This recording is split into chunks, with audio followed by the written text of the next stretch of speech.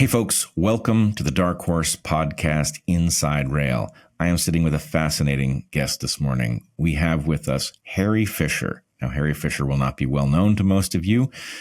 He is a paramedic, former EMT, and he has been quite outspoken about what he has seen in the field, on the front lines, in the aftermath of the emergence of COVID, and then especially the emergence of the vaccines following the rollout in 2021. I'm a paramedic that did CPR and a Pfizer line. So without further ado, Harry, welcome to DarkHorse. Thank you very much for having me. I appreciate it, Brett. Nice to meet you, Doc. So I've been following your posts with a good degree of fascination and trepidation for some time now. And I think probably the place to start is just to establish who you are and therefore what you know. I've said that you are a paramedic, but I think for most of the audience, the distinction between an EMT, a paramedic, and maybe even an ambulance driver is a little subtle. So what is a paramedic and how does it compare to those other things? Well, first thing you become an EMT. So I became an EMT back in 1997. EMT would be our basic level. Those are the people that typically drive the ambulance. I count on my EMTs to keep me alive and my patients alive. Our EMTs are supposed to know the ambulance in and out, know where our supplies are, just as well as I do or better. So whenever I ask them for something or I need assistance with something, they know where to grab it and what to do. I utilize my EMT like a doctor would utilize their nurse in an ER. Because when we're on scene, like if I go up to a code, someone who has died, I can look at my EMT and just ask them for anything and they'll pretty much have it for me. So that's what an EMT does. And then you go to more years of school to become a paramedic. And after years of school, you become a paramedic and then you don't ever really drive again. Typically, you're not driving an ambulance. You're in the back. How many additional years of school? I went to a total of 2 years, 2 years of school. You can fast track like a little bit less than that if you're capable or have someone that can fast track you, but typically about 2 years of school. 2 years. Okay. So a paramedic is effectively functioning. I don't want to use terminology that's going to get you or me in trouble, but you're functioning in the role of a doctor who is specialized on the emergency conditions in the field, and the EMT is a technical specialist on the equipment and procedures so that they can aid the paramedic in saving lives.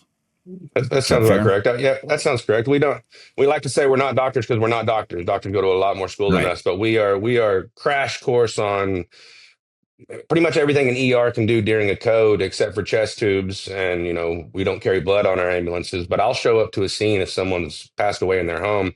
I'll intubate them. I can read, heart rhythms. I can shock. I can give you the medications like they're going to do in ER. I'll start the IVs, intubation. And then if I can't actually, get a pulse back or get a shockable rhythm, then I can make a phone call to my medical director, tell them everything that I've done, and then I'll call them on scene and won't ever even transport the patient. Got it. Now, I'm imagining that every case is different, but that there are going to be patterns and that experience is going to count for a lot because of the number of different idiosyncrasies that you have seen in a past case. Is that a reasonable guess? Pattern recognition is something that to be a good medic, you need good pattern recognition. And there has been definitely some pattern changes from pre-COVID to post-COVID. It's been night and day. Okay. And you've been in the field. I think you were an EMT before you were a paramedic. And so your history in the field goes back to 1997, if I understand correctly. Yes. You've also been an Army medic? Mm-hmm. And Air Force. Okay. So we're talking about a lot of not just training and knowledge, but experience with actual cases. Yes, sir. Now, as well as you can you tell me what was life like prior to COVID and what changed once COVID hit.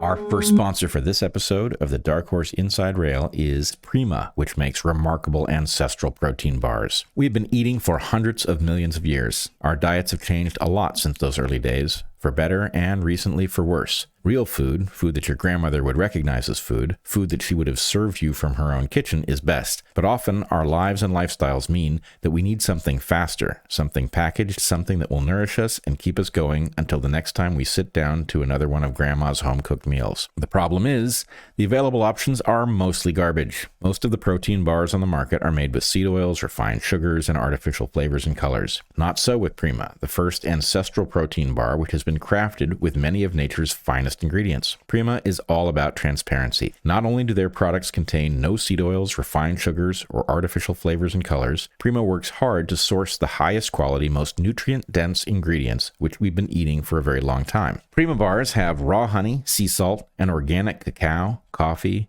coconut, agave, and vanilla. Ingredients some of your ancestors would actually recognize. And the grass-fed beef tallow in Prima bars contains fatty acids that regulate insulin sensitivity and are a healthy alternative to the industrial seed oils used by other companies. Prima bars come in 3 flavors: mocha, salted caramel, and cacao. And here's the really surprising thing. There are 16 grams of protein in every bar, from a special blend of grass-fed collagen peptides and grass-fed whey protein concentrate. Toby, our spectacular and sometimes ridiculous 19-year-old son, worked long days on several farms this summer, often leaving the house well before 6 a.m. and not returning until after 9 at night. Farming is hard work, and he needed to keep his energy up. When our box of Prima bars arrived, he took to them, and he told us, quote, "I found Prima bars very useful while working on the farm, because I often didn't have an appetite but knew I needed to eat. I like these bars, especially the cacao flavor, as they're high in protein, relatively high calorie, and easy to eat. If you know that you're going to want food on the go and need something easy and transportable, but highly nutritious and delicious as well, try Prima bars." And now, for our Dark Horse audience, Prima is offering 20% off their fantastic bars. Go to eatprima.com/darkhorse to get 20% off. That's eatprima.com/darkhorse to get 20% off. Try Prima Ancestral Protein Bars today. Prior to COVID, typical calls would be, your abdominal pains. You'd run strokes, you'd run heart attacks. You'd run the strokes, you'd run the heart attacks, you'd run trauma, you'd run your typical calls. People get sick, people die. That's never changed. That's always been a thing. We live, we die. COVID hits, and it actually got really slow. When COVID hit, the TV was saying hospitals are overwhelmed. No, hospitals were not overwhelmed when COVID started to the middle of COVID. We weren't overwhelmed. We were actually really slow. A lot of people were taking naps in the ambulances. It was that kind of slow. I went into children's hospitals while the TV was screaming, "OMG, OMG, they're getting overrun." You could hear crickets in the children's hospitals because children weren't going to school. They weren't going out and catching the normal viruses. They weren't going out and getting sick. They were being trapped in their homes. We weren't running the traumas, which is typically what you're running, a lot of children during, those times. It just wasn't happening. And then the shots rolled out. And we got slammed. I mean, it was really hard when the shots rolled out. And so the shots rolled out over time. At first, they were in short supply. They were being reserved. I remember thinking, I wasn't alarmed enough at the very beginning, but I was alarmed that a new technology was being deployed at scale, and that we were being told it was safe, which no one could possibly know. And I remember, medical professionals are all going to get it first, and thinking, that can't possibly be smart. And I remember saying to Heather, I think on camera, at something like, "That's an insane thing to do. Can we maybe consider starting with half?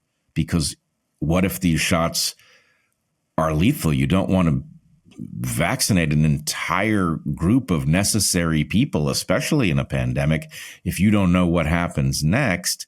Right. So anyway, the point is, the shots didn't roll out all at once. Everybody who's watching this is going to remember that.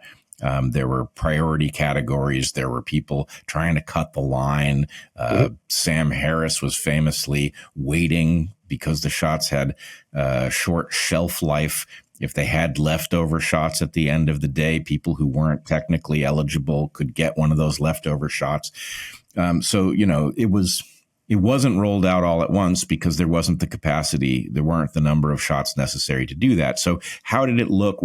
As well as you can you give me like a timeline of when you started to see activity pick up? Whenever they started doing when they started releasing the shots, I noticed because they started having what I called Pfizer lines or shot lines, because whoever they were letting get the shots, which to us, they came into our medical bays, our ambulance bays, because we had the huge ambulance bay with tons of ambulances coming in and out in Oklahoma City. And they literally just set up a table and asked us, anyone who wants the vaccine can come get it, after your shift, or before your shift, which was wild to me. And I didn't, at the time I wasn't even worried about it. I already been working during all of it. And I was just like, wasn't something I wanted to do. But at that time they started doing those lines, those vaccine lines. Now, what age groups and who all they were letting do it at that time that I'm talking about, I'm not 100%. I know the line was full of different age groups that I originally went to because I got a 911 call. They called me to this large line. And at the front of the line, a lady, not an old lady, a younger lady, just took her shot and she died. She died. Now I got called to a full arrest, and I get there and fire department's doing chest compressions. There's this whole line of people watching this occur. And I get in there, look at what's going on, end up intubating the patient, shocked her 3 times. She was in VTAC. She didn't have hives. She didn't look like an allergic reaction. She looked like her heart went into a lethal arrhythmia. She died. I worked her. And of course I packaged her up on a backboard, and we got her to the nearest heart hospital after that, just a nearest heart hospital that could take care of that problem, basically. But before we left, the nurse came over and said, this is the second one in 2 weeks. So within 2 weeks, there was 2 people that I know of that died in that one makeshift Pfizer line, whatever you wanted to call those clinics or makeshift clinics. Okay, so hold on. So this sounds to me as a biologist super anomalous. Not only do you have people dying in the immediate aftermath of getting the shot, but they're not showing signs of having an anaphylactic reaction. Is that fair? No signs of no swelling, easy intubation, no hives. It did not look like an anaphylactic reaction. It looked like an induced lethal heart arrhythmia. It was, and for someone in their 30s, it's very atypical. It's not normal. And then what rang all my bells was when the nurse literally said that was the second one within 2 weeks. So I don't know how many. I know I tried to get the information out on that particular case and what about this, and have been censored and censored and censored. And no one at our local media wanted to hear about it at the time because I tried. They didn't care to call me back. So I couldn't tell you the actual numbers that have died right after taking their shot because I wasn't even allowed to tell what I experienced. Well, and this is one of the things I think we've learned in the aftermath of the so-called emergency is that behind the scenes, it was decided that we would not be allowed access to even basic true information so that we could formulate a sense for ourselves about how dangerous these were. And, let's say that your Pfizer line in Oklahoma City was just a statistical anomaly and that you had 2 deaths in a couple of weeks, people immediately following their shot. It wasn't anaphylaxis, but that the rest of the country didn't see anything like that. Well, if you were to formulate a sense of how dangerous these things were, you would want the fact that, yes, there have been a couple of deaths. It's very isolated. There's no general pattern, but you can only formulate that if you're allowed to talk about what's true. Right? The fact that there are adverse events after a shot should shock nobody. Of course there would be, especially deployed as widely as these were. The question is, how many? Is it an anomalously large number compared to other shots, for example? Well, you don't know if somebody has said, we're not going to be able to talk about any adverse event because we want everybody getting the shot, and anything that spooks them is off limits, which is effectively the command that went out. And we would have a degree of understanding had we not. When I finally put that online, when I finally got the guts to put my face on screen, I originally did it on TikTok, And I just said, I think it was like, I'm Harry Fisher. I'm a paramedic. I did CPR on a Pfizer line. That line lost 2 patients within 2 weeks. It was a really short, to the point video. And I put it on TikTok, and I mean, it got within hours millions of views, but the comments were just rolling in. When you get whenever you get something that goes completely viral and the comments just start going, you can't keep up with the comments. These comments were, I lost my dad right after the shot. I lost my mother right after the shot. I lost my brother. I lost my uncle. I lost my cousin. That's all proof. That's it. That's all. If that was allowed to stay, we would have been able to actually calculate something. But the problem was, within hours and millions of views and thousands of comments, thousands of pieces of evidence, it was all deleted by TikTok, and they deleted it for quote unquote terroristic activity. They called me a terrorist for doing that. Yeah, it was mind blowing. Well, Go ahead. Do you know what that's about? Because I find people run across this weird claim of terrorism.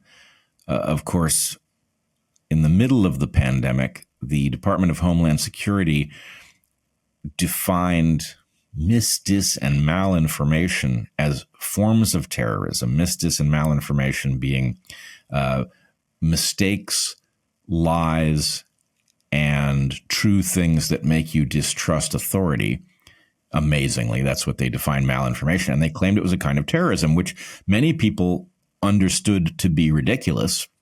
What they did not understand was that there is a reason that the powers that be were shoehorning things that have nothing to do with terrorism at all into that category. And it's because that category has been turned into a constitutional loophole.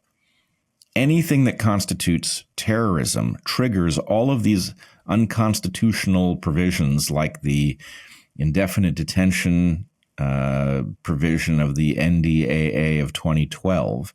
So anyway, to make a long story short, as soon as you are defined as engaged in terrorism or supporting terrorism or terrorist-like activities, then their right to surveil you without having to run it by a court kicks into gear. So presumably, if somebody like you is accused of terrorism, it's like, well, that's ridiculous. That'll never stand up in court. But it's not about court. It's about somebody wanting to see your text messages and figure out what you're going to say next and where, right? Yeah. So I don't know if you realize that, but it's about triggering rights that they shouldn't have relative to you.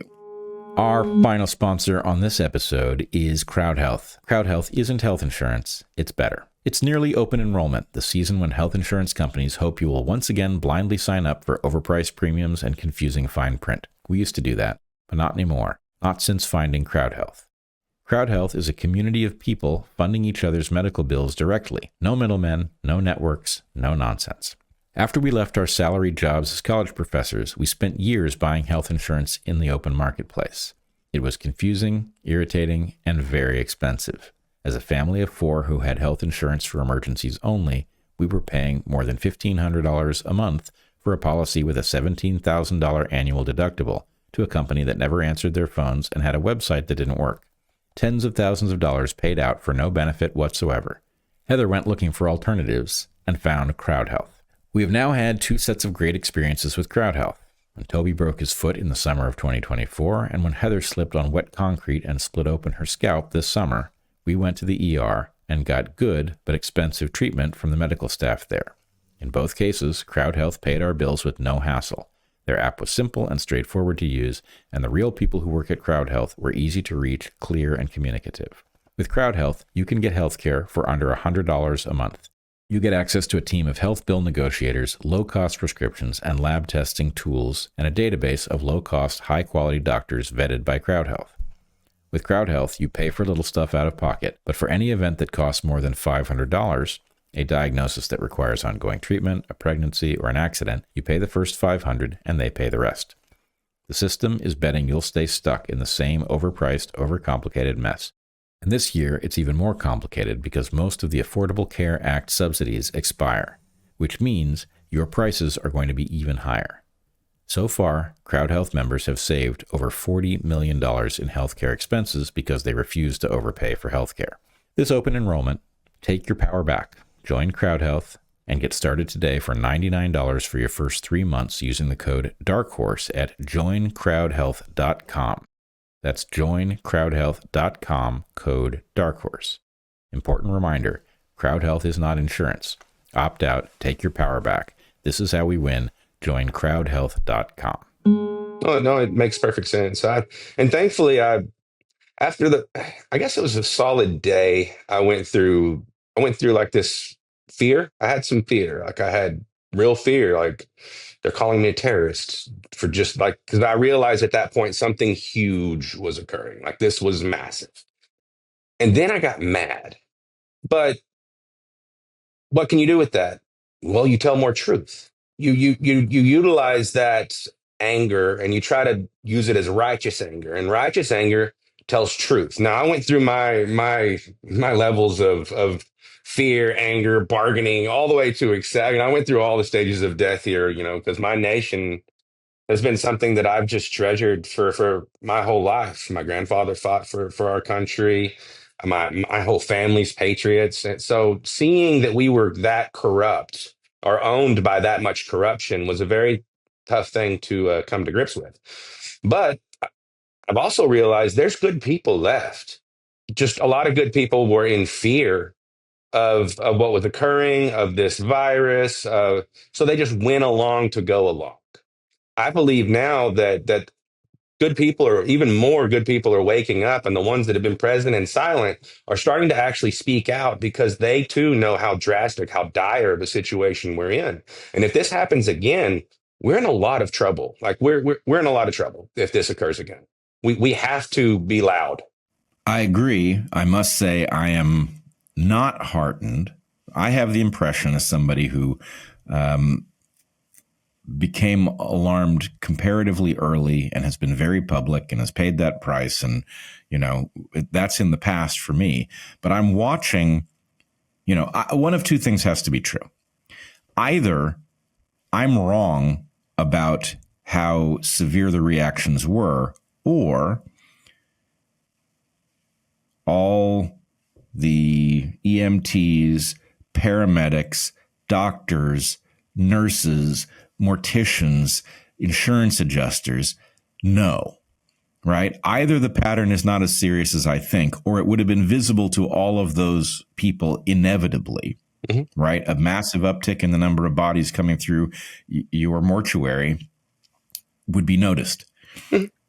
So what that means is either I'm wrong, or you have a lot of morticians who are not publicly saying anything. There have been a few who've come forward, but a lot of them aren't saying anything. Most doctors have said nothing, right? Which I find shocking. Nurses have been more public, but still most of them silent. So you're not wrong. That's why. Go ahead. You're not wrong. I'm dating a director of a major hospital chain. I've been dating her for quite some time, and she is well aware of what we're saying to be truth. So much so that even whenever her hospital chains mandated the shot, she was getting people religious exemptions under the table so they could actually fill it out, trying to help people that way.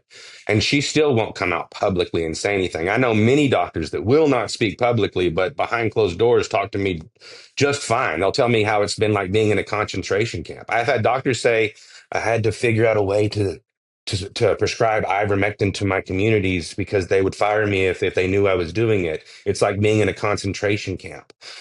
We know, people out there know, they're just afraid to speak out, and for good reason. I spoke out and lost. Not only did I lose my job during the mandates for a couple months until they had to hire me back because they didn't have enough staff, and they let me finally use my religious exemption. But I've been fired. I was working up in Alaska, and I went into our clinic when they wanted me to give the COVID shots because they sent us these COVID shots. And this was not long ago, a year and a half ago. I was working up in the tundra. They sent us the COVID shots, and I told my medical director, I'm not going to give these shots. I can't do it. I even posted it online. You can go back on my X page and find it if anybody out there wants to look. And I went into my clinic and I grabbed the Pfizer shots and I pulled out the vaccine insert and I just started reading from the vaccine insert. On the vaccine insert, finally, it's not blank anymore on the Pfizer one.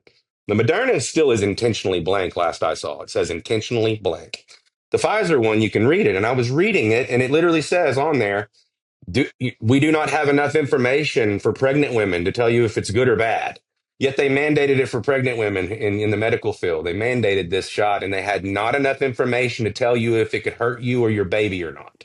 That's criminal. Not only did they have not enough information, but what information they did have pointed in the direction of a severe problem. The biodistribution studies, which were admittedly done in rats, suggested that these things actually preferentially landed in female reproductive organs. When Steve Kirsch spoke about that pattern on DarkHorse, it triggered a series of events that got us demonetized and left us that way for 5 years. It's an insane set of conclusions to derive under these circumstances, especially where we had all been led to believe the disease itself was far more dangerous than it turned out to be. Agreed. To say all that, they saw that video. My social media got to my HR department, and even though I was the only medic for thousands of people where I was at, the only one there at the time, they still elected to have security come get me, escort me to a plane while it was snowing in the tundra, and escort me off the tundra because I read that online. I just gave the information from the insert online, and that was enough to fire me from that job. Well, my friends, my coworkers, doctors, nurses, paramedics, they know that this happens to you if you speak out. So of course they're going to be quiet. I mean, when you have Big Brother or whatever you want to call it, Big Pharma Brother, who owns everything, the corruption is so deep, and they will take your job, your livelihood away from you like that. They don't want to speak. I'm going to push back on you a little bit, and I know that you will be in agreement because you've chosen to speak out. So I know where your values put you. But everybody is very comfortable that if you put them back in, Germany in the 30s, that they would have done the right thing. Well, here you've had a miniature test of the question of whether you do the right thing when it's frightening to do the right thing, when you're being threatened, and almost everybody failed it. Mm-hmm. So, in other words, I think this was the test of that question, and I think the answer came back to us and is still coming back to us. It's not that dangerous in 2025 if you're a doctor to say these shots had terrible unintended consequences. I've seen it personally. Maybe others have a different experience, but I wouldn't take one, right? I'm not saying that would be costless, but a lot of us have paid a high price to make that something that you can say, you and me among them. And for them not to say it now tells you it doesn't take very much intimidation. It doesn't take very much, threat to your livelihood to keep you quiet, which is in effect why this is still controversial at all. I don't disagree. I mean, it's not much of a pushback because I agree most of the world's cowardly. I just don't hate them for being cowardly. I know they're cowardly, I don't trust them. I don't think you do either. But I mean, there's a lot of anger from some friends of mine that speak out towards the cowards. And I don't hate people for being cowardly. I wouldn't trust them with my children. I wouldn't trust a coward to watch my house. And our house has been raided. A coward is a lethal danger. Yeah. And I will say, it's one thing for people to be frightened. A lot of effort was put into making sure that they were frightened, and it was effective. Mm-hmm. If you're a doctor, you took an oath. Yeah. You just did. And my feeling is, if you have to violate that oath to remain a doctor, what are you doing remaining a doctor? Right? At the point that medicine requires you to violate that oath egregiously in order to keep your job, I think you need to look at yourself in the mirror and say, is this a job that I must keep? Or am I obligated by that oath to fight to make the job honorable again? And if it won't be made honorable again, maybe I should be doing something else. I don't disagree. The tough part one of the tough things that is happening right now is there's a mainstream media that's very corrupt. and there's mainstream journals with peer review corruption, like complete corruption. It's that the whole process is sadly destroyed. So they can fall back on fake peer review papers. They can fall back on mainstream papers that are fake. They it's not only do they want to have denial, they want to be in denial for the bad things that they have done and that they've allowed to happen to their communities. So that's already there. That wants, please don't let this be real. But then they have this corruption that's giving them the ammunition to just remain in denial. So it's tough. So, all right, I think I derailed you. You were telling me about the pattern, both after COVID began and before the shots, and then as the shots rolled out. What did you see? As the shots rolled out, they started actually, when the shots started rolling out and more, not only were we seeing people with injuries, people with, heart attacks, strokes, but they also, around that time, they started becoming more lax on the rules. Like kids started at some point in their strong going back to school, started coming out. They started saying, you can come out of your house now, guys. It's okay now. And so people started venturing out. So we started having what would have been the normal calls of the past, more of those. And then we started having, of course, sicker kids because kids had been in their house for a long time, and it's time to, go ahead and start the things that, typically kids get sick with, the RSVs, and then we started getting hit with strange things. I mean, new onset seizures, just a lot of new onset seizures. And I was asking the question, have you taken any of these vaccines? And the typical answer was yes, yes, yes, yes, yes. I mean, I started running things like a 12-year-old stroke that she was just playing kickball. And I went to I never ran a 12-year-old stroke in my entire career, like ever. And within weeks had their second Pfizer shot. So things like that, I started seeing things that I had never seen in my career, like that 12-year-old stroke. And then the seizure calls, we always saw seizures, but now the seizure calls were just quadruple. It was just, we were running to at one point, I think I was running to the same school 3 or 4 times a shift sometimes on new onset seizures. And I would ask the questions, and most of the medics wouldn't ask that question. Then most of the medics still will not ask that question. Have you taken the COVID shots? I deem that pertinent past medical history. Most feel like it's taboo. They don't want to ask you that question because they feel like you're doing something really bad if you ask an obvious question. Hey, did you take an experimental shot that was mandated or no one else in the world has ever taken until, they told us you had to take it? That should be something that we should ask all the time. Because people will ask, hey, do you smoke? Do you drink? Why not did you take an experimental substance that even the manufacturer says can cause strokes and heart attacks and other things? But we also are running especially in light of, and we can come back to this mechanistically a little later, but the particular shot in question is not normal. No. The way it works is that it hijacks your tissues and causes them to do something new. So originally they lied to us and they said it stays in the deltoid. Stays in the arm. Two things are true. One, it was never going to stay in the deltoid. You're injecting a fluid into a space with a limited volume. It's going to leak out at some rate. But the other thing is they specifically instructed that those who were administering the shot not aspirate the syringe to see if they had landed in a blood vessel. And by mandating that, they said to prevent vaccine hesitancy. They didn't want to leave the needle in the arm any longer than necessary or cause any extra pain. What they did was they ensured that some fraction of injections would be accidentally intravenously injected. And then it's going to land in every tissue in the body that's perfused with blood vessels. So one of the themes I want to check in with here is I think part of the reason that it is hard to nail down the story of the adverse events is that by their very nature, it's almost every tissue in the body and almost every way that it can fail, because effectively what this shot does is creates a kind of tissue roulette where you don't know where it's going to go. And once it goes there, you don't know what the consequence for you is going to be when your cells start making a foreign protein, and then your immune system destroys those cells. And the question is, well, each of these pathologies is going to be a relatively small number of people. If you sum them together as arbitrary damage to the body induced by these shots, it's a huge number.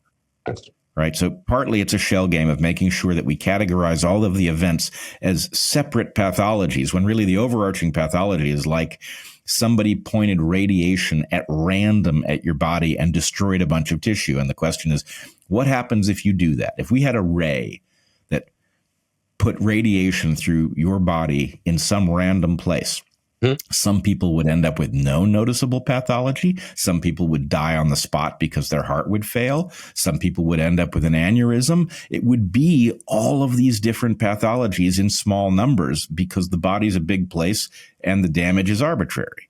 Agreed. So, yeah. When you're dealing with coded technology and you're dealing with things that are, lipid nanopart, when you're dealing with nanotechnology that's coded technology that was literally created by an AI system, you can look up the MIT article. I was there whenever AI created a vaccine. They're talking about the COVID vaccine and the coding.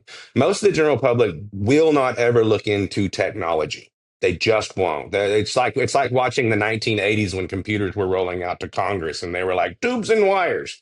It's the same thing when we're talking about nanotechnology to the general public. So I typically steer clear of that for the most part because it's like talking to a wall to most people. But you're right. It's what's that nanotech that coded nanotech going to do in individual people? Right now, I would say it's just the easiest thing. It's causing inflammation in people, and whatever part of your body that was weakest inside you individually, it's attacking. I'm seeing it attack people with colon cancer, kidney failure, liver failure. I'm seeing people that didn't ever drink before having hepatitis type symptoms, getting jaundiced. I'm seeing aortic aneurysms like I've never seen before in my life. I've never seen this many people have aortic dissections and aortic aneurysms in my entire career. It was actually rare then. It's not rare today. Whenever I hear rare, go ahead. Sorry.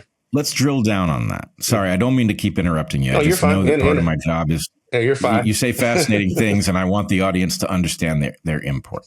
Mm-hmm. Aortic dissection. Can you describe what that is? Yes. An aortic dissection typically was very rare in my career until the COVID shots. And your aorta is a huge vessel that carries blood and oxygenated blood. It carries blood, and if you dissect it, you're going to bleed out. Typical dissections will start off. Means dissection means it rips open. Rips open when it tears. And this is the thing that killed John Ritter in whatever year that would have been on the set of his sitcom. Oh, right. I didn't know that. You remember that? Mm-mm. Okay, but anyway, it's a essentially always fatal or nearly always fatal. Yeah, if you dissect in the field, I can't. Typically, you're dead. I'll do chest compressions on you, but I'll start seeing blood come. It's a very bloody mess, especially whenever I intubate. I'll know without being told later that it's a dissection. Like when I intubate, it looks like a well spewing blood out of the tube. It just sprays everywhere. That's one way. So what that says when that happens is that some weakness either existed in the heart or was formed into the heart by some insult, and the pressure has burst the aorta, right? Aneurysm isn't terribly different. You want to describe an aneurysm? Aneurysm, basically, it's the best way is aneurysm, like a blockage or a clot that starts. Now, what that could lead to is what we're talking about, that dissection where it bursts. But most of the time, that looks like an aneurysm. It starts to bleed or a stroke, and then it can turn into a head bleed. When it's in the aorta, though, you'll start feeling typically pain that radiates to your back. A lot of people call it like a tearing sensation that they feel all the way from their abdomen to their back. And like I said, we didn't used to see that very often. Textbooks would tell us about it. I think I saw one maybe in my career before the COVID shots rolled out. Now, I mean, gosh, dozens and dozens. I mean, I've seen a lot now, like a lot, enough to go, wow, something definitely has changed. Give you an example real quick. I was working a contract in an ER. The COVID shots already been started given, like they're already through the second COVID shot for pretty much everyone. And this kid comes in, he was early 20s. He was having abdominal pain and chest pain. And we did a workup on this kid. He's a kid to me. I'm in my mid 40s, so I'm just a young man. And we did a workup on him. The doctors dismissed him because early on, if a young kid comes in with chest pain, it was always just anxiety, da da da. It was, could be something, but for the most part, doctors just saw that as probably nothing. Do a quick workup, check the cardiac enzymes, do an EKG. It's very rare for a healthy young person to have a catastrophic failure. It used to be. Now I don't see that as the case. But they blew off the kid, kid left. Kid comes back about 45 minutes later or so. Worse, now radiating into his back. They do another checkup on him. I talked to him. I started an IV again and talking to him. He took 2 COVID shots. We were having a conversation. I went back to doing what I was doing because I was doing rover position in the ER.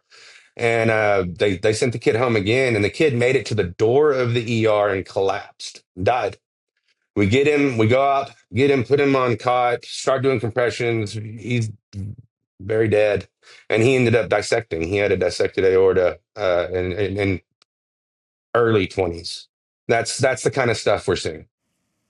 Okay, so we've already begun to hint at it, but one of the big questions for me is if these shots are dangerous as I think they are, and in the way that I think they are, then not only would you have seen the pattern you've reported, a massive uptick in the number of calls, right? For a given community of a given size, the number of calls goes up. You report 2 reasons for that. One is that people have gone back to normal stuff like falling off of ladders. Okay, so that's not important in this question. But the other thing is there's a massive uptick in weirdo failures of the body, like aortic dissections in young people. But if the story that you and I are developing here is accurate, then one of the patterns that you will see is not only a massive uptick in the number of such events, but their anomalousness with respect to things like age, right? The older you get, the more likely it is that your aorta can blow out, you can get a tear in a blood vessel in your brain, or a clot that causes a tear, whatever. Yeah. Random failures can happen in old people. The older you are, the more likely that is to be true. But with respect to age, what was the pattern that you saw as the vaccines rolled out and after they had rolled out with respect to who you were seeing having major medical catastrophes? Night and day. So much so now, if I get a call any age, and they say they're having chest pain, you're getting an EKG. I'm checking because I've seen now too many actual elevation in leads for young kids, meaning heart attacks in young kids, MIs in young children, strokes in young children. If I hear kids say if I see a kid's facial droop, I'm no longer going, no way. Now I'm like, I know they took a Pfizer, Moderna. I know they took one of those shots if I see one of these things happening, and we see it happening. And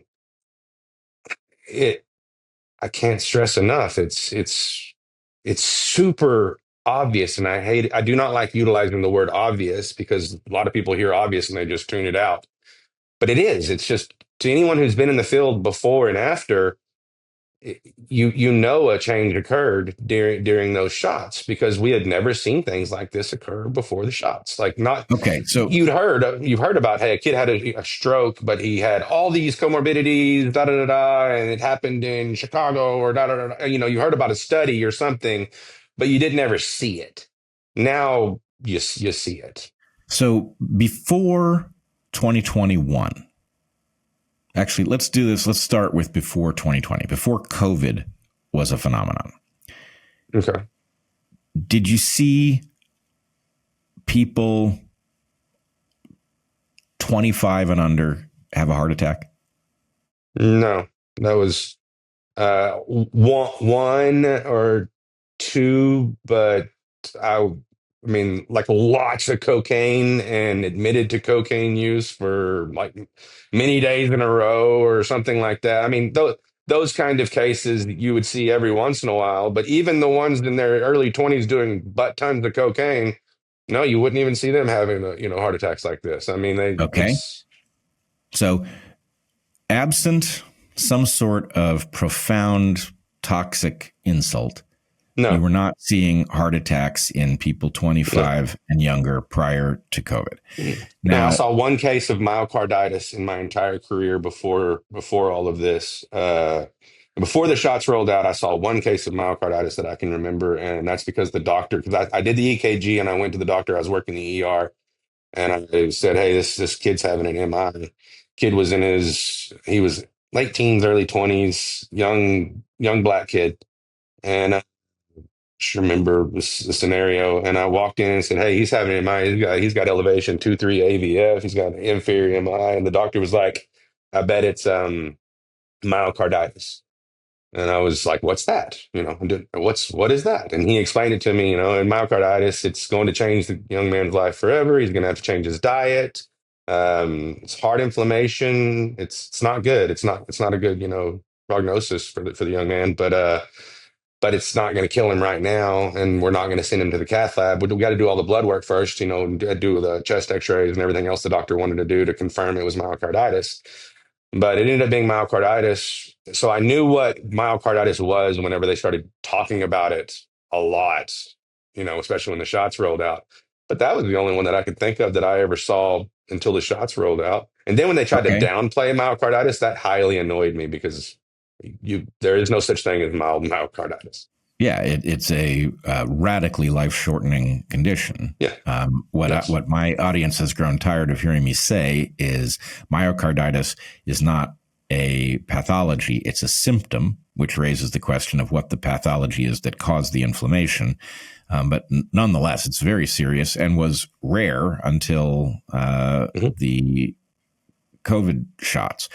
Now, again, with respect to age, how often before 2020 did you see a person 25 or younger have a stroke?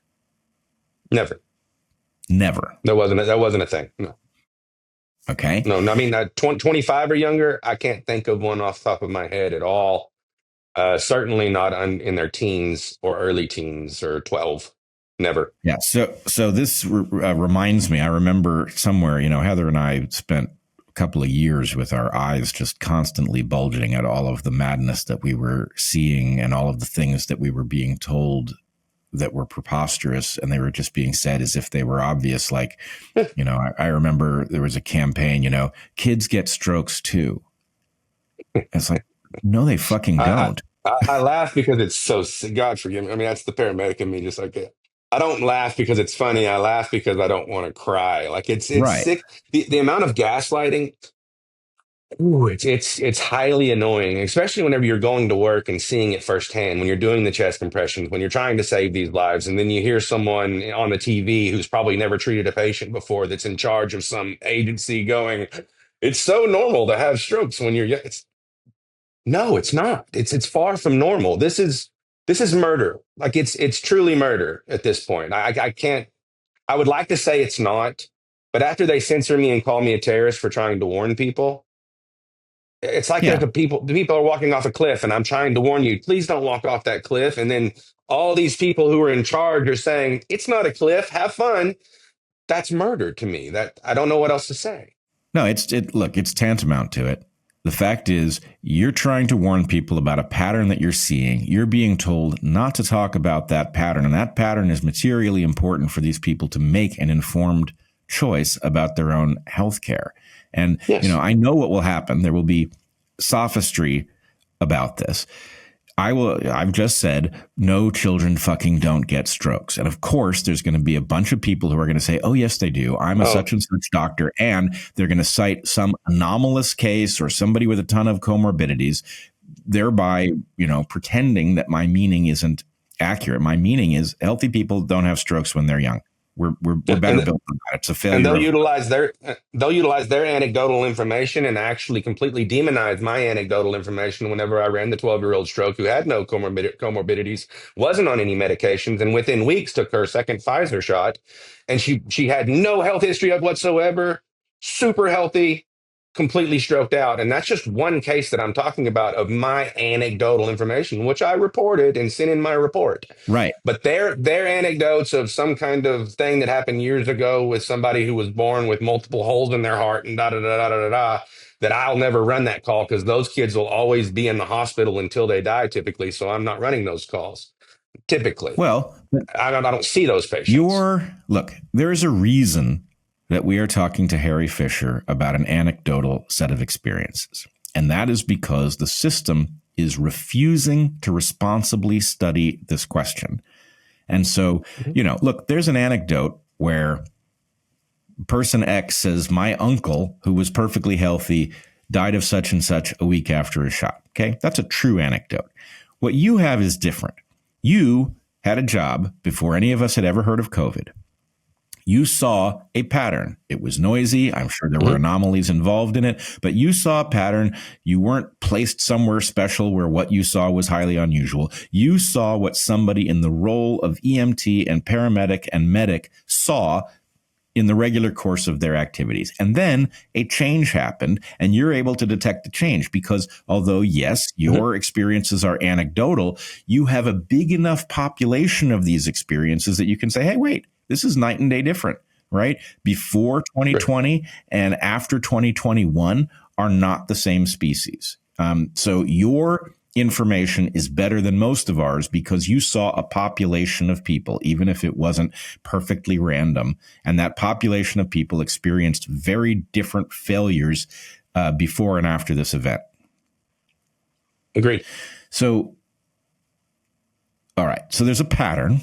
You've got young people suffering failures that before 2020 were extremely rare in young people. They became common in people who were old or in terrible health. What's the hardest thing to do is address the question, because as you know, so much of what happened after the shot rollout has been blamed on COVID itself. Right? They always tell us, the myocarditis, yes, the shots cause a certain amount of myocarditis, but not nearly as much myocarditis as COVID itself causes. So it's still a good idea to get the shot. Now, I think this is nonsense. What I've looked at tells me that that's a fiction and that it's basically an accounting trick.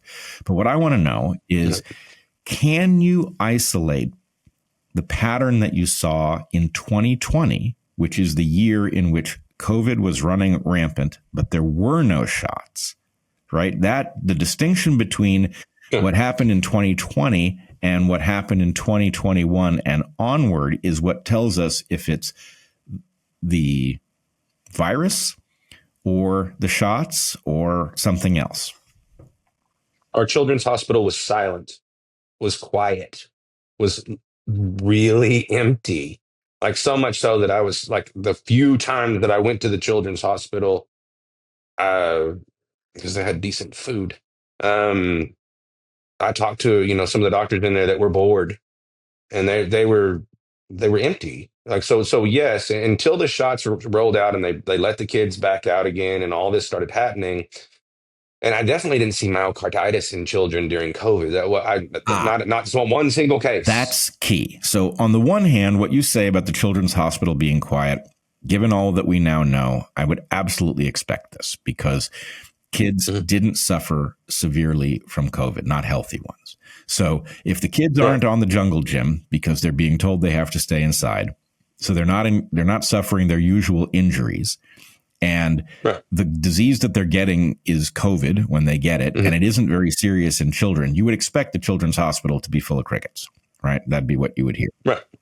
But what you're telling me is you're seeing kids with myocarditis following the shot, and you did not see them in 2020 when COVID existed, but the shot did. No, I have yet to see a kid with myocarditis that hasn't taken the shots. Like I can't think of one case of all that I've seen because I asked the question. I literally, every single one I asked, I haven't had one yet not have taken the shots that are experiencing these anomalies. So that's these things that are supposed to be rare. That's two pieces of information. Okay. One of them is that you weren't seeing this when COVID was a phenomenon. The shots were not a phenomenon in that 2020 control year. Right, where we know that COVID was already present. So anything they're blaming on COVID that doesn't show up in 2020, but does show up 2021 and after, we can be pretty sure they're lying, right? Myocarditis in kids wasn't showing up until 2021. That's one piece of information. Second piece of information is that you have yet to see a case in which one of those myocarditis kids didn't have the shot. Right. Yeah, I've yet to see a stroke in young, myocarditis in the young. The Yeah, I haven't seen any of them that either their parents didn't tell me they had given them the shots because the kids couldn't at the time because they can't speak. Because I mean, when it's really bad, they're posturing. So imagine running a kid who's decorticate, which I'm telling you a story that's on, it comes to my mind. But I mean, when you posture, it's so bad that you're just out of your.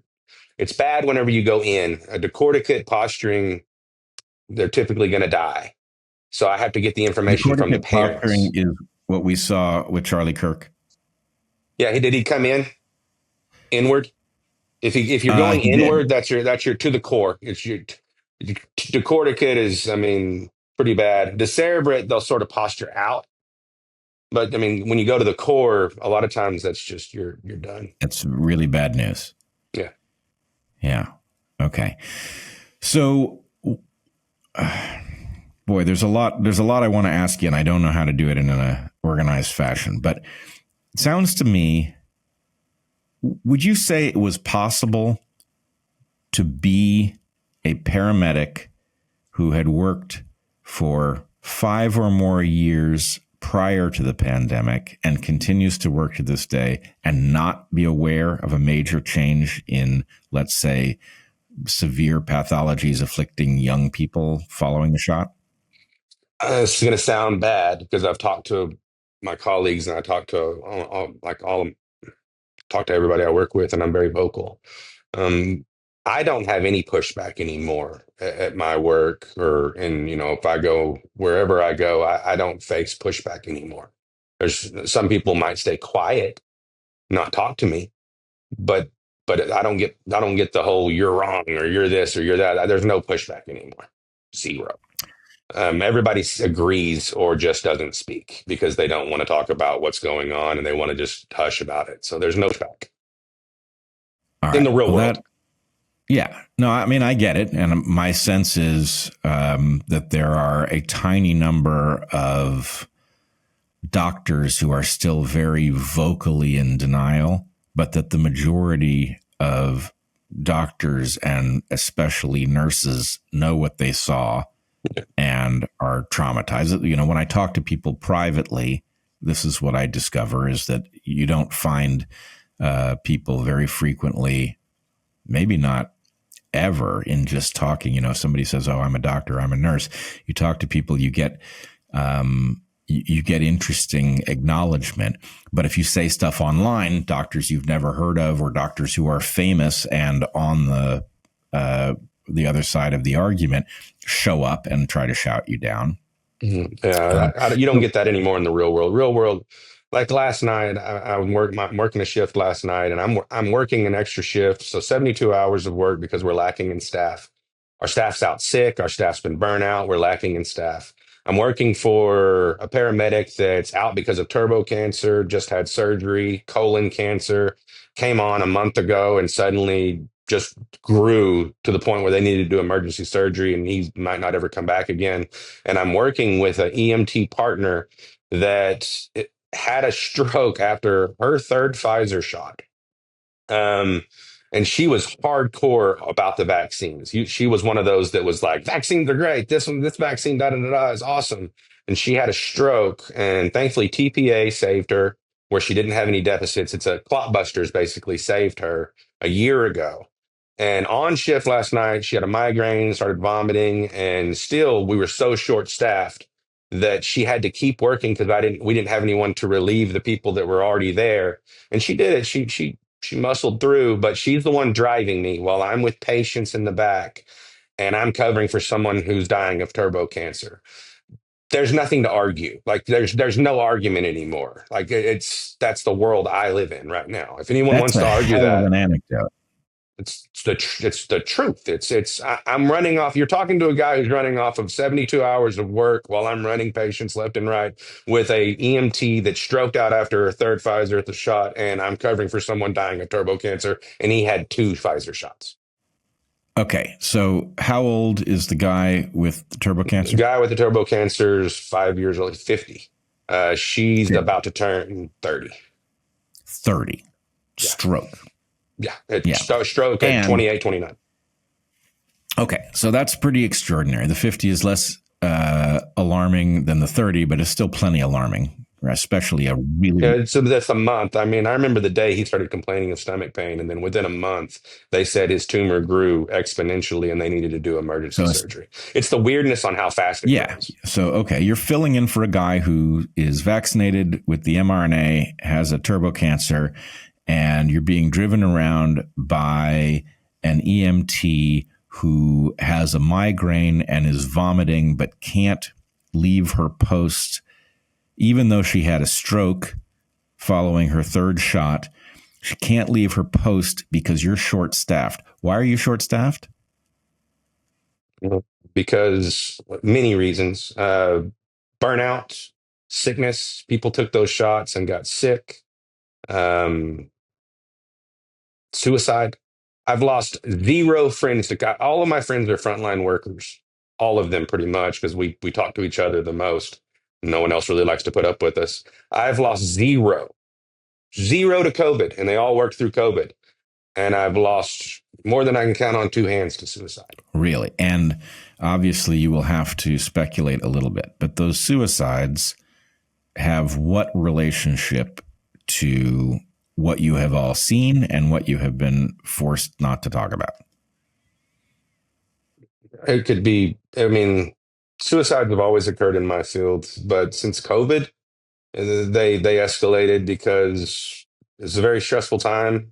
They were, I mean, if you had any kind of head on your shoulders at all and you're a medic, then you were seeing the difference in the TV, what was TV was telling you and what we were seeing on the ground. So you were seeing all the manipulation, you were seeing all the manipulation. And then you were also catching the abuse because what it was psychological abuse. Mm. The entire world was put under psychological Yep. abuse. We were beaten and beaten and beaten and then told what to like, what not to like, beaten and beaten and beaten. It's like MK Ultra on steroids. It's sick. And then they threw a drug at you. Now MK Ultra is just the first thing that came to mind. But when the studies, when you beat somebody into submission, just like the military does, they try to whip you into shape and then mold you to be exactly what they want you to be. Well, they psychologically abused an entire society, essentially turning a society into a battered spouse. And what does a battered spouse typically do? They don't want to blame their spouse. They don't know. They don't want to blame the abuser. They want to be in denial. Most battered spouses that I run, they do not want to report their spouse. It is you don't even want to. I don't even want to argue with them anymore. I still try to nicely. They're going to kill you. I mean, the last lady that I ran, her face was beaten so bad, and ma'am, he's going to kill you. You need to report him. No, he loves me. It's where that's how I see society today. Like her. I see society as a battered spouse. Society as a battered spouse, I think, is a totally fair analogy. But I don't know, I think we can't use that analogy because, in effect, we all experienced that. And then paramedics and EMTs are, to this day, being threatened or coerced, maybe threatened is the wrong term, coerced into not describing their actual experience the way you are doing it, right? So, well, some spouses stand up and fight back. I'm choosing to be okay, the battered spouse that'll hit you back. But from the point of view of why the pressure, so you report suicides are always a part of the world of EMTs and paramedics. Yeah. But that you've seen an uptick. Yeah. I guess the point is we can all imagine the pressure of you've got a high pressure, gruesome job in which you're encountering tragedy. I don't know if it's every day, but on the regular. And then being muscled into being silent about the patterns in that tragedy. We can all imagine just how horrifying that is. And I guess it's not so surprising that some people wouldn't be able to take it. Yeah. So let me ask you They'll this. turn to alcohol, drugs, all kinds of things, and then when they can't, whenever those crutches don't work anymore, they'll take their life. You said, the number of suicides I don't know what term you used, but the number of suicides that in your It's a immediate lot. circle, It's been a lot. but it's not enough to say anything conclusive about the pattern between 2020. But did you see that? Did the number go up in 2020? Oh yeah, we had suicide calls went up, of course. Whenever they did the lockdowns, especially when I was working in New York City, because I worked in New York City on a contract, and there was a lot of suicidal ideation, suicide calls. There was a lot of people taking their own lives. I don't even know if they'll ever release those kind of numbers. Um, it was the mental health calls since then to now. It's a lot. I guess one way you could actually look, because we give for the ones that are trying to fight us, mentally disturbed people that are broken, something breaks. The best way to probably calculate that, because you're never going to get real numbers, would probably see how much Versed and how much Haldol is being used, since because we'll do 5 and 5. If you're fighting and you're trying to kill me, I'll inject you with basically 5 of Versed, 5 of Haldol, and that'll knock you down. I'll try to sedate you to where you can't beat me Yep. up. And I'd rather do that with someone who's completely broken than tie you down. And because your heart rate's scooting, your heart rate's going really fast. If you're in an actual hardcore breakdown, you could lead to other kind of health issues. I'd rather go ahead and just knock you down and relax Yep. you. I can take over your airway if it's too bad. I get it. Let you I get through it. thought you were talking about suicides within your profession. Did I misunderstand? Oh yeah, I am talking about, oh, sorry, I thought we went to just people in general. But suicides within my profession, yes, I was. My colleagues, friends that have committed suicide since this has been a lot. Close friends that just couldn't take it. I said that to say none of them died of COVID. No, I have had 0 friends die of COVID, and they all worked through the heart of And COVID. None of them died and of the thing I'm COVID. trying to drill down on is, was there a substantial uptick in suicides in 2020 in your Yes, profession versus 2020 to 2020 now, now? But it but you hasn't can't say stopped. anything about the distinction between 2020 and 2021 or 2022. I mean,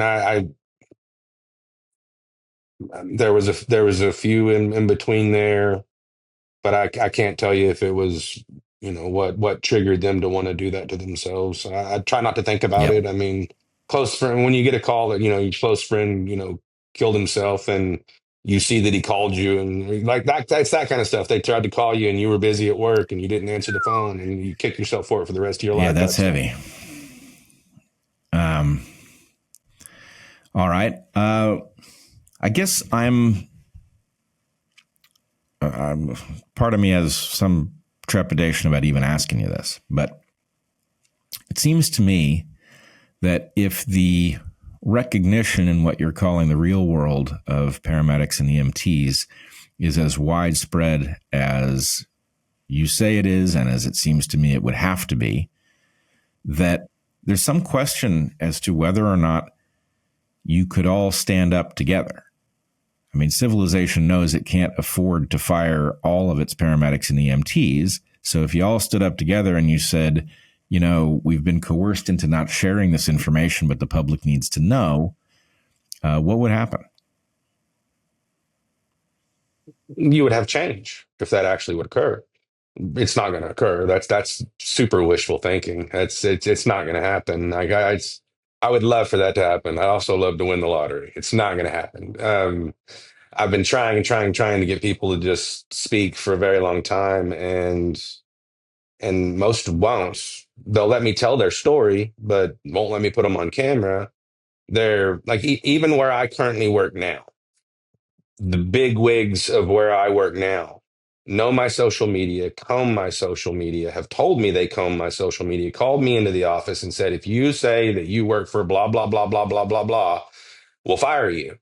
And everyone I know knows they're combing through my social media. So it's being, they're not firing me, but they're still intimidating are trying to intimidate me. And through that intimidation, everyone else is intimidated as well because they don't want to be in that position. So will everybody stand up one day? I don't believe so. I believe, I don't know if you want to go there or not, but I believe we're more likely to have a civil war before everyone stood up in peace and harmony and had a dance off. Now, do I want that to happen? No, not at all. I'm not promoting that because I'll be the one picking up the bodies, and I don't want that to happen. But as far as what I believe that could possibly occur long before everyone actually has the huevos to stand up. Because it only takes a certain small amount of the portion to finally be like, you killed my mom, my dad, my brother, my uncle. I'm going to fight back. And if they ever mandate us again or like complete and take away jobs, there's a good chance there's going to be a very small portion that actually fights back. Because that's America. America doesn't like tyranny. We've proven that with tea and harbors and stuff like that. So you can only push us so far. Well, they pushed us to the brink, and they just did it with the medical professionals this time. I was wishing they did it across the board. I was like, I want everyone to experience what I'm experiencing right now. My government is telling me I can't work if I don't take an experimental substance that I have seen kill people firsthand, and they're charging me taxes. That's tyranny. That's tyranny on a experimental death jab level. So I wanted everybody to experience that, but they were smart. They didn't do that. They did it to the healthcare professionals, and most healthcare people are at heart. They're not all cowards because they're willing to do things other people aren't. But when it comes to rocking the boat, they're not rock the boat type people. They're read the book, learn something, try to help type people. It's just the way. It's just the way. Yeah, I see it. I do think it is going to happen again. I don't know if it's going to be viruses and shots, but the tyranny is real. The lessons of history have been forgotten. I remind my audience frequently that in 1947, the Nuremberg court hanged 7 doctors for violating informed consent, which we now apparently on some public health pretext are now violating on the regular without realizing it's a hanging offense, right? We agreed. The world agreed. You don't do this. The patient has a right to know everything you know, and they have a right to refuse whatever treatments you want to give them. And so my feeling is, what a shame if paramedics and EMTs have been through hell because they've seen what really happened and they've been coerced into being silent about it. I agree they're not going to stand up as individuals because it is frightening and most people don't have the leeway to lose their job. They don't have a plan B. So I get that people were not, it's not pure cowardice. It's also, I can't afford to starve my family. What am I going to do? But this is why standing up en masse would be the right thing to do. It means you protect yourself so the next time it won't happen. You clear your conscience so that your blood pressure can go back to normal. And they're not going to fire all the EMTs and paramedics because we're all depending on you. We would need mass faith. And faith has been driven out of this nation just as much as bravery. Faith is huge, and a lot of people, especially in the EMS community, aren't faith based.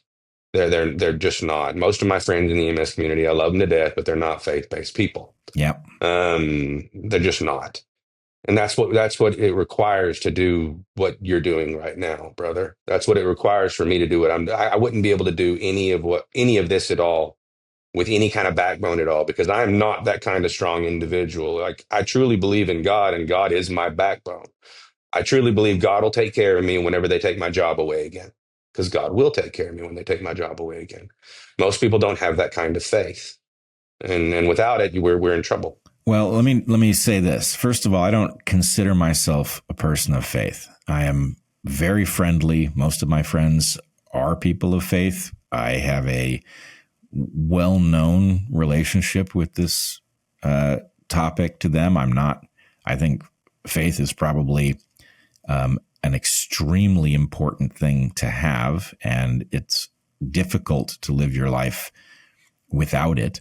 So anyway, we can put that aside for the second. Let me just say, though, I have said in many different contexts that it is striking to me that in the medical freedom movement, the frequency with which doctors and other professionals who stood up and weathered the storm, the people who showed the greatest courage, were highly likely to be people of faith. And I don't take that to be incidental, that basically you were easily manipulated if you didn't believe in something more important.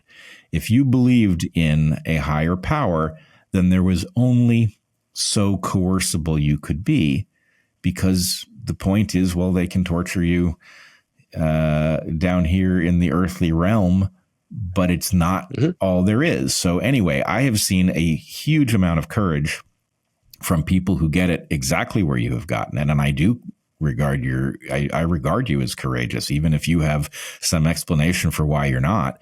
You obviously are.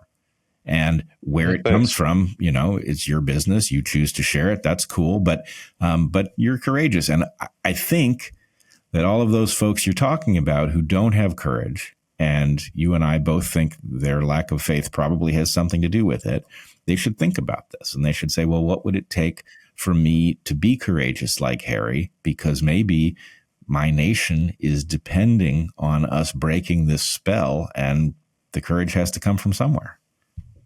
I agree. I don't know what your faith is in, but everyone has faith in something. Some people had faith in Fauci. That failed them. Some people have faith in money. That's going to fail you. Now, some people's faith in money, they can have all the money in the world, and that faith can get you a long ways in this world. But eventually that money's going to burn. It's going to become digital. It's going to be taken away, or you won't have it forever. So now, I don't know where yours comes from, but I have seen you be courageous as well. And I appreciate whatever drives you to be courageous in a time of tyranny. So thank you for that. And I also appreciate the fact that you've seen a pattern. That pattern is faith-based people, whatever their faith may be. Mine is God, Jesus. But I've got friends that are Muslim. I've got friends that are, Jewish, just faith-based people. And like you said, they typically didn't fall for all this coercion. They didn't fall for the abusive relationship with the government. And it's a beautiful thing. I appreciate that very much. Yeah, I think it's an important thing. And I appreciate that from the point of view of somebody who does come from a position of faith, that you're wondering where mine is. I will do you the courtesy of trying to give you the right answer to that question, the one I think is actually accurate. And it's something I got from my friend Jordan Peterson, who I had the privilege of moderating a debate between Peterson and Sam Harris, in which questions of faith were central. It was a debate about really what it means for something to be true. But nonetheless, Sam challenged Jordan and said something like, do you really believe that Jesus rose from the grave? And Jordan thought about it for a second, and he said, I sure act as if I do. And I think the point is, yeah, I have because my job is to be as scientifically rigorous about very difficult, complex phenomena as I can be, I have to not cheat in my own mind. I have to not take shortcuts. Mm-hmm. But it doesn't mean that it adds up to something different, right? I have an annoyingly complicated relationship with faith and higher powers, which is, I believe that those are metaphors for very important stuff that we don't know how to discuss in rigorous terms. But I don't underrate their significance. And so, do you believe in the Mandelbrot set? Is it called Mandelbrot set? Is that am I saying it properly? Fractals. Uh-huh. Yeah. Have you ever seen it go and keep going and going and going and going? Wonderful stuff. It is. Do you believe that was an accident? It's an interesting question. I I guess if I'm honest with you, I do think there is something surprising about fractal repetition of themes, which is effectively what you're pointing to. I consider it in the same way that a tiger is a special case of the process that has produced a bacteria, right? A tiger is radically more complex than a bacterium, but it's the same process extrapolated out to many orders of magnitude higher complexity. I consider a fractal the same kind of extrapolation from a repeating decimal, right? A repeating decimal is an interesting pattern, and a fractal is a vastly more interesting pattern, but I'm not sure that it causes me to question anything fundamental about the nature of probability. Well, we could just say it's amazing and appreciate how amazing it is. And that's it. Because let's do this the other way. I can look at a hummingbird drinking from a flower. And I swear to you, from my biological perspective, that is a miracle, except in one regard, which is we have a basic understanding of how it happened. We do not have a detailed understanding. There's mostly question marks there, but we have a basic understanding of how that occurred. And it doesn't mean that the right way to look at it is, the hummingbird can be understood as a complex chemical machine, right? It's not untrue, but it's very incomplete, right? So I guess that to me, the miracle would be because you're based on what you're saying there. It becomes less of a miracle because we understand it. And like, say I die and go to heaven. Pray that I get to do that. But I die and go to heaven, and I get to know everything. God tells me everything.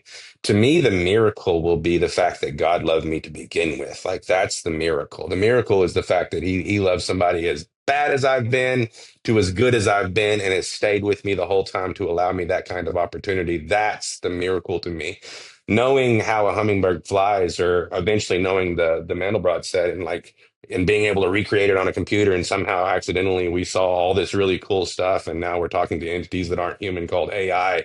We can know how it all works eventually, and it won't be black box technology anymore at some point. It'll still be the miracle of us having the opportunity to just get to experience that kind of awesomeness, like that amazing time whenever we're getting that kind of knowledge. And to me, that and love through it. Like I can love through a time like that. That's a miracle. Oh, look, I agree. And, I love the ability to look at something biological and have some inkling of how surprising it is, but it doesn't decrease the childlike joy at just simply seeing the animal hover there in front of the flower. I'm not thinking about chemistry when I see that. I'm thinking that is so surprising and delightful. And, then maybe later I'll think about the chemistry. But no, it doesn't diminish it. And I think, somewhere in there is the answer to your question. There's something that stands in for what you're calling faith for me, and it ends up amounting to the same thing. Cool. It's just semantics. I'm still, either way, I'm glad you've stood strong, because this has been a very hard time. And whether it be that hummingbird that's done it for you or whatever, I'm glad you're on Team Humanity, brother. Yeah, me too. I'm very glad you are. And I really think it doesn't take very many people who have the courage that you have and have seen what you have seen to break the spell. Right? Amen. It's hard to stare down somebody who has watched young people die of things that young people didn't die of before and says, I'm sorry, this happened at a particular moment in time, and that creates an obvious question, which we are failing to properly study, which is, what was the consequence for health and longevity amongst people who did take the shot versus those who didn't? It's not a hard question to study. If we were serious about it, we would get the terrifying answer very, very quickly. And it is because we don't want that answer that we are still scratching our heads over what happened. I agree. Like I wrote earlier, I mean, the fox is literally doing the statistics on the hen house, and all we're getting to see is happy chickens. Yeah, there you go. That might have something to do with why we see nothing but happy chickens. All right, Harry, tell me, where can people find you? X is the only place I'm not banned currently. It's Harry Fisher EMTP, Harry Fisher EMTP on X. And if you would do me a favor, because my publisher gets mad at me when I don't push the book, because I've written a book and you're basically going to read my journal. It's you can find it on Amazon or at fishersbook.com, all together, fishersbook.com. And it's you're going to read all of my experiences that I could just write down during this time, poetry. Like I said, you're going to be reading my journal there. So I'm It's going called to Safe and Effective. Oh, go ahead. Oh, it's called Safe and Effective? Safe and Effective for Profit. Safe and Is what it's Effective called. Safe for and Profit. Effective. All right. Well, I am going to read your book, and Thank you. I think others who are viewing this podcast should go get your book and read it. And this is what wakes people up. And the only way we are going to avoid this happening again is if we figure out what happened this time. It's going to be a very unpleasant process, but it's way better than living it again. So let's hope that people will get on board. Amen. I'm with you, brother. All right. Harry Fisher, thank you so much for joining me on DarkHorse Inside Rail. It's been a fascinating conversation, and I wish you all the luck in the world.